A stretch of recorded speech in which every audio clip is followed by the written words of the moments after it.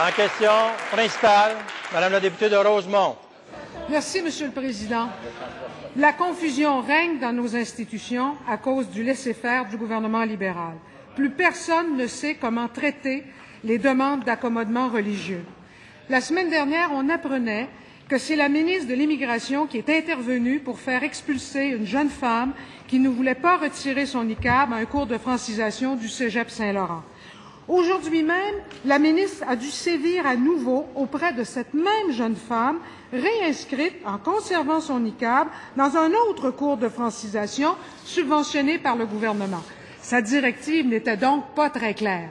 Pendant combien d'années encore le gouvernement gérera-t-il ainsi au cas par des décisions arbitraires, sans balises claires, et pour les agents de l'État et pour les usagers?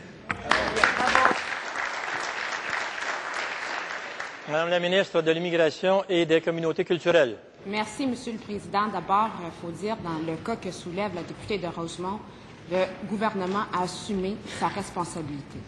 La madame a été rencontrée. On lui a clairement indiqué pour assister aux cours de francisation. Les cours de francisation se donnent à visage découvert. Alors, il n'y a pas de compromis là-dessus, il n'y a pas de flou. C'est exactement ça, Monsieur le Président. C'était le cas la semaine passée, c'est le cas aujourd'hui, puis ça va être le cas demain, parce qu'on ne fera aucun compromis sur l'égalité entre les hommes et les femmes, et c'est notre gouvernement qui prend les décisions pour protéger les valeurs du Québec, Monsieur le Président.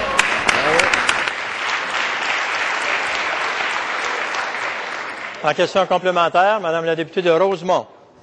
Alors, c'est du cas par cas qui continue, Monsieur le Président, c'est ce qu'on a vu donc cette semaine et la semaine dernière. Mais la ministre peut-elle nous indiquer justement quand et comment la politique à visage découvert de son gouvernement sera connue et surtout adoptée pour qu'enfin elle s'applique aux étudiants des cours de francisation, mais aussi dans l'ensemble des institutions publiques et parapubliques? Madame la ministre de l'Immigration et des Communautés culturelles. Monsieur le Président, dans le cas qui nous préoccupe, il n'y a pas de cas par cas. Les services pour la personne qui se présente, qui souhaite assister au cours de francisation, ça se fait à visage découvert. La personne en question, je le répète, Monsieur le Président, j'aimerais qu'on...